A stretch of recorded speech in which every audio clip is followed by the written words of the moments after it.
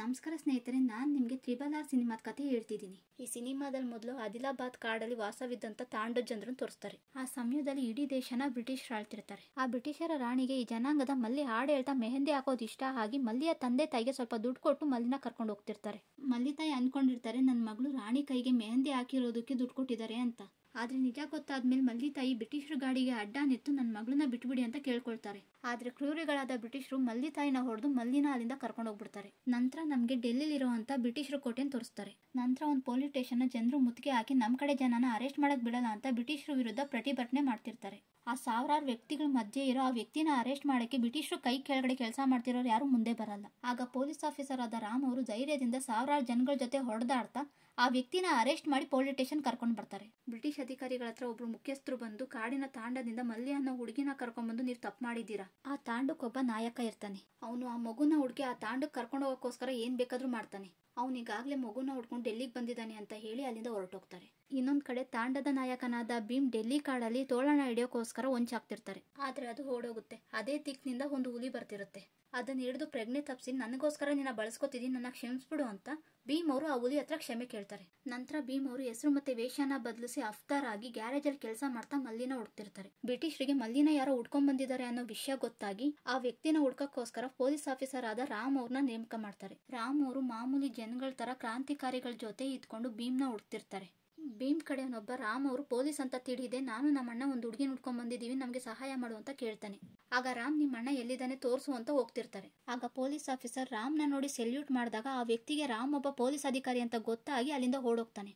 ಆಗ ರಾಮ್ ಆ ವ್ಯಕ್ತಿನ ಹುಡ್ಕೊಂಡು ಒಂದು ಸೇತುವೆ ಹತ್ರ ಬರ್ತಾರೆ. ಆದ್ರೆ ಆ ವ್ಯಕ್ತಿ ರಾಮಿಂದ ತಪ್ಪಿಸ್ಕೊಂಡು ಭೀಮ್ ಹತ್ರ ಬಂದು ನಡೆದಿದ್ನೆಲ್ಲ ಹೇಳ್ತಾನೆ. ಆಗ ಭೀಮ್ ನೀ ಸ್ವಲ್ಪ ದಿವಸ ಯಾರ ಕಣ್ಗೂ ಬೀಳ್ಬೇಡ ಅಂತ ಹೇಳಿ ಕಳಿಸ್ತಾರೆ. ಸೇತುವೆ ಮೇಲೆ ಇದ್ದಂತ ರಾಮ್ ಅವರು ಭೀಮ್ ಕಡೆ ವ್ಯಕ್ತಿನ ಹುಡುಕ್ತಿರ್ತಾರೆ. ಆಗ ಸೇತುವೆ ಕೆಳಗೆ ಬರ್ತಿದ್ದಂತಹ ಅನಿಲ ತುಂಬಿದ ರೈಲ್ ಬೋಗಿಗೆ ಬೆಂಕಿ ಹತ್ಕೊಂಡು ಬ್ಲಾಸ್ಟ್ ಆಗಿ ನದಿಗೆ ಬಿದ್ದ್ಬಿಡುತ್ತೆ.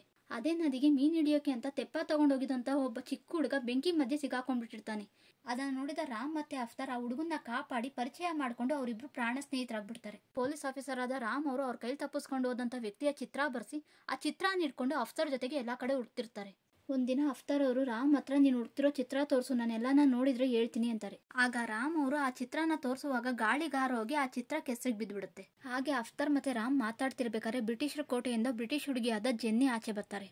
ಆಗ ಅಫ್ತಾರ್ ಅವರು ನಾನು ಆ ಹುಡುಗಿ ಜೊತೆ ಮಾತಾಡ್ಬೇಕು ಅಂದಾಗ ರಾಮ್ ಅವರು ಆ ಹುಡುಗಿ ಗಾಡಿನ ಪಂಚರ್ ಆಗೋ ಹಾಗೆ ಮಾಡಿ ಅವರಿಬ್ರನ್ನ ಮಾತಾಡೋ ಹಾಗೆ ಮಾಡ್ತಾರೆ. ಜೆನ್ನಿ ಅವ್ರಿಗೆ ಅಫ್ತಾರ್ ಅವರು ಸಹಾಯ ಮಾಡ್ತಾರೆ. ಜೆನ್ನಿ ಅವ್ರಿಗೆ ಅಫ್ತಾರ್ನ ಒಳ್ಳೆ ಗುಣ ಇಷ್ಟ ಆಗಿ ಪಾರ್ಟಿ ಕರೀತಾರೆ. ಅಫ್ತಾರ್ ಮತ್ತೆ ರಾಮ್ ಜೆನ್ನಿ ಕರೆದಂತ ಪಾರ್ಟಿಗೆ ಹೋಗ್ತಾರೆ.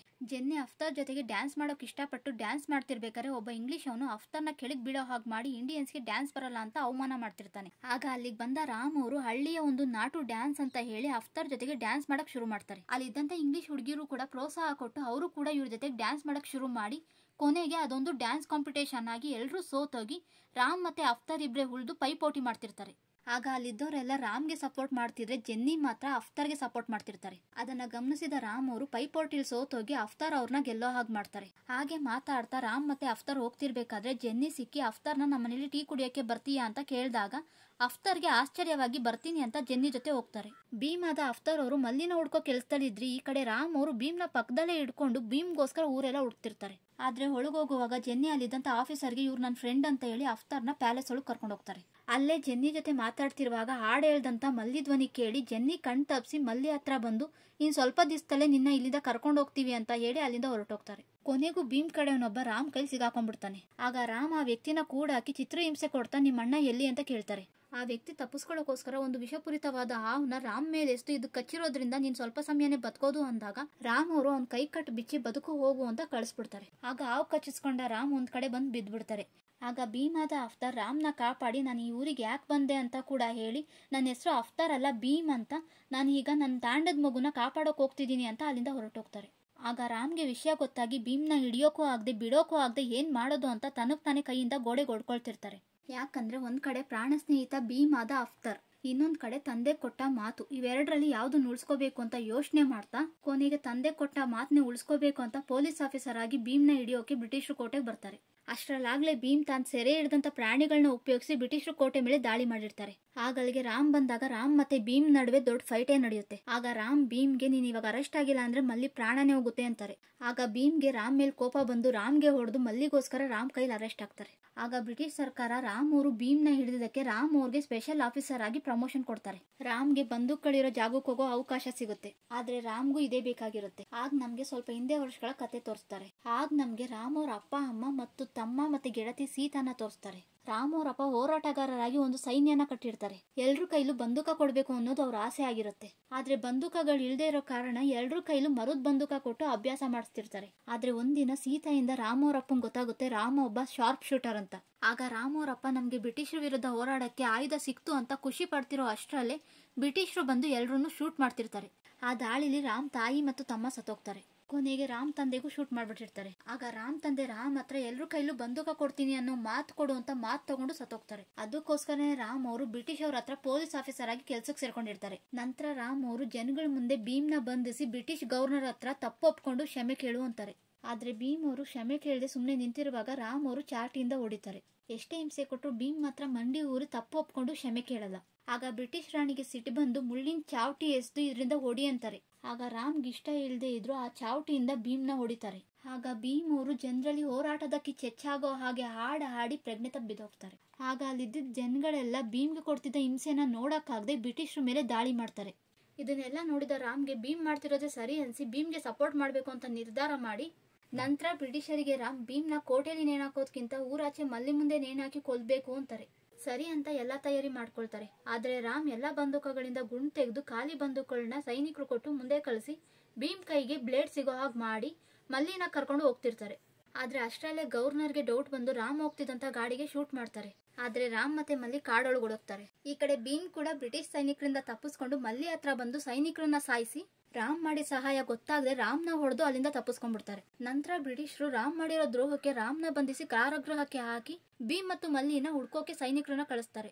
ಸೈನಿಕರು ಎಲ್ಲಾ ಕಡೆ ಹುಡುಕ್ತಾ ಒಂದು ಆಶ್ರಯಧಾಮದ ಹತ್ರ ಹೋಗ್ತಾರೆ.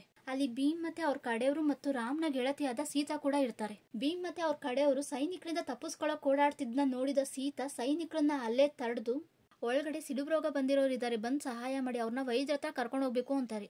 ಆಗಿನ ಕಾಲಕ್ಕೆ ಸಿಡುಬು ಅನ್ನೋದು ಒಂದು ದೊಡ್ಡ ಕಾಯಿಲೆ ಆಗಿರುತ್ತೆ. ಆಗ ಬ್ರಿಟಿಷ್ ಸೈನಿಕರು ಒಳಗೋಗದೆ ಹತ್ರ ಬಂದ ಸೀತಾನ ಹೊದ್ದು ಅಲ್ಲಿಂದ ಹೊರಟೋಗ್ತಾರೆ. ಆಗ ಭೀಮ್ ಸೀತಾ ಹತ್ರ ಬಂದು ನಮ್ಮನ್ನ ಕಾಪಾಡಿದಕ್ಕೆ ಧನ್ಯವಾದಗಳು, ನೀವ್ ಯಾರು ಅಂತ ಕೇಳಿದಾಗ ಆಗ ಸೀತಾ ತಾನ್ ಯಾರು ಅಂತ ಎಲ್ಲಾ ಕಥೆನ ಹೇಳ್ತಿರ್ಬೇಕಾದ್ರೆ ಸೀತಾ ಕತ್ತಲಿದಂತ ಲಾಕೆಟ್ ನ ನೋಡಿದ ಭೀಮ್ಗೆ ರಾಮ ಹೇಳ್ತಿದ್ದಂತ ಸೀತಾ ಇವ್ರೆ ಅಂತ ಗೊತ್ತಾಗುತ್ತೆ. ಆಗ ಸೀತಾ ನಮ್ ಭಾವ ರಾಮ್ ಬ್ರಿಟಿಷ್ ಅವ್ರ ಹತ್ರ ಪೊಲೀಸ್ ಕೆಲಸ ಮಾಡ್ತಿದ್ದಾರೆ. ಆದ್ರೆ ಅವ್ರಿಗೋಸ್ಕರ ಅಲ್ಲ, ನಮಗೋಸ್ಕರ. ಅಲ್ಲಿ ಕೆಲಸ ಮಾಡ್ತಾ ಅವ್ರ ತಂದೆ ಕೊಟ್ಟ ಮಾತಿನ ಬಗ್ಗೆ ಹೇಳ್ತಾ ಪೂರ್ತಿ ಕಥೆನ ಹೇಳಿ ಈಗ ಅವರು ತನ್ನ ಸ್ನೇಹಿತನ ಕಾಪಾಡೋಕ್ಕೋಸ್ಕರ ಬ್ರಿಟಿಷ್ ಹತ್ರ ಬಂದಿಯಾಗಿ 2 ದಿನದಲ್ಲೇ ಅವ್ರನ್ನ ಗಲ್ಲಿಗೇರ್ಸ್ತಾರೆ ಅಂತ ಸೀತಾ ಕಣ್ಣೀರಿಡ್ತಾ ಭೀಮ್ಗೆ ಹೇಳ್ತಾರೆ. ಆಗ ಭೀಮ್ಗೆ ತಾನು ಮಾಡಿದ ತಪ್ಪ ಹರವಾಗಿ ನಾನು ಮಲ್ಲಿಗೋಸ್ಕರ ಬಂದೆ, ಆದ್ರೆ ಅವನು ಮಣ್ಣಿಗೋಸ್ಕರ ಬಂದ ಅಂತವನ ಬಗ್ಗೆ ಗೊತ್ತಿಲ್ಲದೆ ನನ್ನ ಕೈಯಾರೆ ಹೊಡೆದು ಅಂತ ಒಳ್ಳೆ ಗಳಿಯನ್ನು ಸಾಯಕ್ ಬಿಟ್ಟು ಬಂದಿದ್ದೀನಿ. ಸೀತಾ ರಾಮನ್ ನೋಡ್ಕೊಂಡು ಹೋಗಲ್ಲ, ರಾಮನೇ ಸೀತಾ ಹತ್ರ ಬರಬೇಕು ಅಂತ ಸೀತಾ ಹತ್ರ ಲಾಕೆಟ್ ಇಸ್ಕೊಂಡು ರಾಮನ್ ಕರ್ಕೊಂಡು ಬರ್ತೀನಿ ಅಂತ ಹೇಳಿ ರಾಮ ಇದ್ದಂತ ಕಾರಾಗೃಹಕ್ಕೆ ಬಂದು ರಾಮ್ನ ಹುಡುಕಿ ರಾಮನ ಹತ್ರ ಕ್ಷಮೆ ಕೇಳಿ ಸೀತಾಯಿಂದ ಪಡೆದಂತ ಲಾಕೆಟ್ ನ ಕೊಟ್ಟು ನಾನು ರಾಮನ್ನ ಕರ್ಕೊಂಡ್ ಬರ್ತೀನಿ ಅಂತ ಸೀತಾಗೆ ಮಾತು ಕೊಟ್ಟಿದ್ದೀನಿ ಅಂತ ಹೇಳಿ ರಾಮನ ತನ್ನ ಹೆಗ್ಲ ಮೇಲೆ ಕೂರಿಸ್ಕೊಂಡು ಬ್ರಿಟಿಷ್ ಸೈನಿಕರಿಂದ ತಪ್ಪಿಸ್ಕೊಳ್ತಾ ಕಾಡೊಳಗೆ ಹೋಗ್ಬಿಡ್ತಾರೆ. ಆಗ ಗವರ್ನರ್ ಇವ್ರನ್ನ ಹಿಡಿಯೋದಕ್ಕೆ ತುಂಬಾ ಸೈನಿಕರನ್ನ ಕಾಡೊಳಗೆ ಕಳಿಸ್ತಾರೆ. ಈ ಕಡೆ ಕಾಡೊಳಗೆ ಬಂದಂತ ರಾಮ್ ಮತ್ತೆ ಭೀಮ್ ಒಂದು ರಾಮನ್ ದೇವಸ್ಥಾನದ ಹತ್ರ ಬಂದು ಅಲ್ಲಿದ್ದಂತ ವಸ್ತುಗಳನ್ನ ಉಪಯೋಗಿಸ್ಕೊಂಡು ರಾಮ್ ಶ್ರೀರಾಮ ಹಾಗೆ ತಯಾರಾಗಿ ಬಿಲ್ಲು ಬಾಣಗಳನ್ನ ಉಪಯೋಗಿಸ್ತಾ ಬ್ರಿಟಿಷ್ ಸೈನಿಕರನ್ನ ಸಾಯಿಸ್ಕೊಂಡ್ ಬರ್ತಾ ಭೀಮ್ಗೆ ಈ ನರಿಗಳನ್ನ ಸಾಯಿಸಿ ಸಾಕು, ಬಾ ಹೋಗಿದ್ದಕ್ಕೆಲ್ಲ ಕಾರಣ ಆದಂತ ಬ್ರಿಟಿಷ್ ಕೋಟೆನ ನಾಶ ಮಾಡೋಣ ಅಂತ ರಾಮ್ ಅವರು ಕುದುರೆ ಮೇಲೆ, ಭೀಮ್ ಅವರು ಬೈಕ್ ನಲ್ಲಿ ಸ್ಪೀಡ್ ಆಗಿ ಆ ಬ್ರಿಟಿಷ್ ಕೋಟೆ ಮೇಲೆ ದಾಳಿ ಮಾಡಿ ಬ್ಲಾಸ್ಟ್ ಆಗೋ ಹಾಗೆ ಮಾಡ್ತಾರೆ. ಅಷ್ಟೇ ಅಲ್ಲದೆ ಭೀಮ್ ಅವರು ಬ್ರಿಟಿಷ್ ಕೋಟೆಯಲ್ಲಿದ್ದಂತ ಬಂದೂಕಗಳನ್ನ ಲೂಟಿ ಮಾಡಿ ರಾಮ್ ಅವ್ರ ಹತ್ರ ಬರ್ತಾರೆ. ಕೊನೆಗೆ ರಾಮ್ ಮತ್ತೆ ಭೀಮ್ ಇಬ್ರು ಸೇರಿ ಆ ಬ್ರಿಟಿಷ್ ಗವರ್ನರ್ನ ಶೂಟ್ ಮಾಡಿ ಸಾಯಿಸಿ ಭೀಮ್ ಸೀತಾಗೆ ಹೇಳ್ದಂಗೆ ರಾಮ್ನ ಸೀತಾ ಹತ್ರ ಕರ್ಕೊಂಡ್ ಬರ್ತಾರೆ. ರಾಮ್ ಕೂಡ ಅವ್ರ ಅಪ್ಪಂಗ್ ಮಾತು ಕೊಟ್ಟಂಗೆ ಎಲ್ರೂ ಕೈಗೂ ಬಂದೂಕ ಕೊಡ್ತಾರೆ. ಇಲ್ಲಿಗೆ ನಾನು ಹೇಳ್ತಿದ್ದಂತ RRR ಸಿನಿಮಾದ ಕತೆ ಮುಗಿಯುತ್ತೆ. ನಮಸ್ಕಾರ.